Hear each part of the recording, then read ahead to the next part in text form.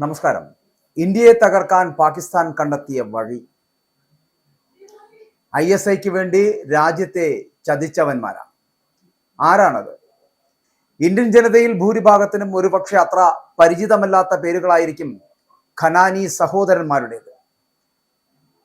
ഈ രാജ്യത്തെ തകർക്കാൻ ശത്രുക്കൾ നടത്തിയ സാമ്പത്തിക യുദ്ധത്തിലെ അല്ലെങ്കിൽ അവർക്ക് വേണ്ടി ചരട് വലിച്ച പ്രധാനികളിലായിരുന്നു ഈ സഹോദരന്മാർ എന്നുള്ളത്. 2016 പ്രധാനമന്ത്രി നരേന്ദ്രമോദി നോട്ട് നിരോധനം പ്രഖ്യാപിച്ചപ്പോൾ സാധാരണക്കാർ നേരിട്ട ബുദ്ധിമുട്ടുകൾ ചെറുതായിരുന്നില്ല എന്നുള്ളത് യാഥാർത്ഥ്യവും വസ്തുതയുമാണ്.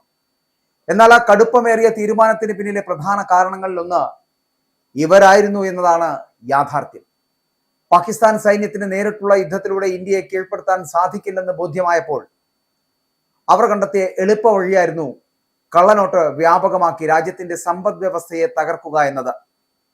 ഇന്ത്യൻ കറൻസിയുടെ കൃത്യമായിട്ടുള്ള വ്യാജ പതിപ്പുകൾ വൻതോതിൽ അച്ചടിച്ച് ഇന്ത്യയുടെ സാമ്പത്തിക അടിത്തറ തകർക്കാൻ അവർ പാകിസ്ഥാൻ ചാരസംഘടനയുമായി കൈകോർത്തു.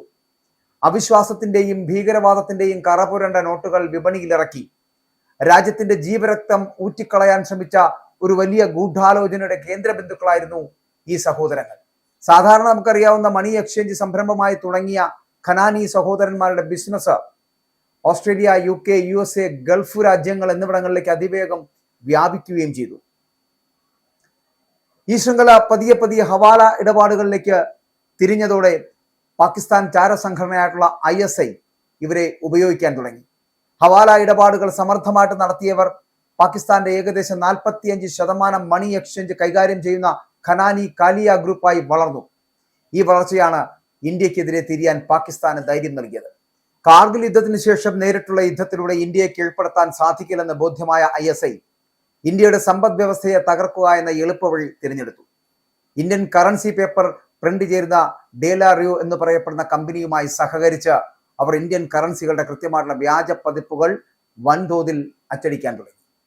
പാകിസ്ഥാൻ കറൻസിയും പ്രിന്റ് ചെയ്തിരുന്ന ഈ കമ്പനിയെ തന്നെ ഉപയോഗിച്ച് 10 വർഷത്തിലേറെ കാലം ISIയും ഖനാനി സഹോദരന്മാരും ചേർന്ന് ഈ വ്യാജ കറൻസികൾ ഇന്ത്യയിലേക്ക് കുത്തിയൊഴുക്കി.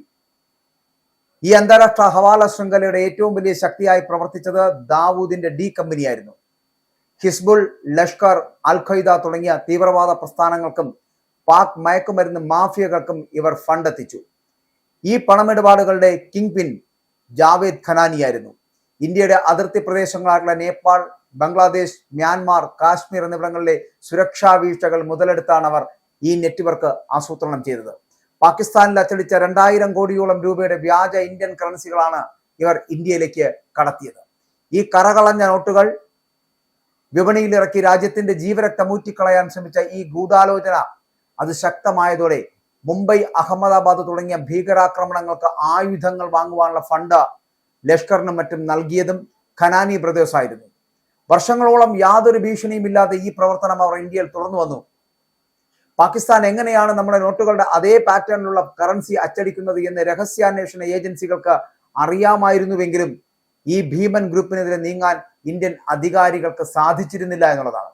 ഈ വ്യാജ കറൻസി ശൃംഖലയെയും അതിന്റെ ചുവട് പിടിച്ചുള്ള തീവ്രവാദ പ്രവർത്തനങ്ങളെയും നിരീക്ഷിച്ചുകൊണ്ട് ഇവരെ തകർക്കാൻ കാത്തിരുന്നത് നിലവിലെ ദേശീയ സുരക്ഷാ ഉപദേഷ്ടാവായിട്ടുള്ള അജിത് ഡോവലായിരുന്നു. ഇതിനായിട്ട് ഒരു ദേശീയവാദ സർക്കാർ അധികാരത്തിൽ വരുന്നത് വരെ, അതായത് 2014 വരെ അദ്ദേഹത്തിന് കാത്തിരിക്കേണ്ടി വന്നു എന്നുള്ളതാണ്. ഖനാനി ബ്രദേഴ്സിന്റെ ഈ വൻ ഹവാല ശൃംഖലയെ ഒറ്റയടിക്ക് ഇല്ലാതാക്കാൻ ലക്ഷ്യമിട്ടാണ് 2016 നോട്ട് നിരോധനം പ്രഖ്യാപിക്കപ്പെട്ടത് എന്നുള്ളതാണ്. ഈ നടപടി വന്നതോടെ പാകിസ്ഥാന്റെ സമ്പദ് വ്യവസ്ഥ തകർന്നു. നോട്ട് നിരോധനം നടന്ന് കൃത്യം ഒരു മാസം കഴിഞ്ഞപ്പോൾ ഈ ശൃംഖലയുടെ സൂത്രധാരനായിട്ടുള്ള ജാവേദ് ഖനാനി ദുരൂഹ സാഹചര്യത്തിൽ മരണപ്പെട്ടു. പണി നടക്കുന്ന ഒരു കെട്ടിടത്തിൽ നിന്ന് വീണു മരിച്ചു എന്നുള്ള ഒരു റിപ്പോർട്ട് അല്ലെങ്കിൽ ഔദ്യോഗികമായിട്ടുള്ള വിശദീകരണം വന്നു. ഇതോടെ ഇന്ത്യയെ സാമ്പത്തികമായി തകർക്കാൻ ലക്ഷ്യമിട്ട ഒരു പ്രധാന അന്താരാഷ്ട്ര തീവ്രവാദ ഫണ്ടിംഗ് ശൃംഖലയുടെ കിങ് പിന്റെ കഥയ്ക്ക് അവിടെ തിരശീല വീണു. പക്ഷെ പിന്നെ നടന്നത് ചരിത്രമാണ്. ഇന്ത്യയെ തകർക്കാൻ പലതരത്തിലുള്ള ഈ നോട്ടുകെട്ടുകൾക്കപ്പുറമുള്ള മറ്റൊരു വിപണി തന്നെ തയ്യാറാക്കിയെടുത്തു. മയക്കുമരുന്ന് മാഫിയയുടെയും തീവ്രവാദ ബന്ധത്തിന്റെയും കൂട്ടുകെട്ട് വല്ലാതെ ഉണ്ടാക്കിയെടുത്ത് ഇന്ത്യയെ ഏത് തരത്തിലും ചതിക്കുക എന്നൊരു ലക്ഷ്യത്തോടു കൂടി. അങ്ങനെ ISIക്ക് വേണ്ടി ചതിച്ചവന്മാരാണ് ഞാൻ ഈ പറഞ്ഞ ഖനാനി സഹോദരന്മാർ. ആ സഹോദരന്മാരെ പോലുള്ളവർ പിന്നെയും പാകിസ്ഥാന് വേണ്ടി ഇത്തരത്തിലുള്ള വിടുപണി ചെയ്തുകൊണ്ടേയിരുന്നു.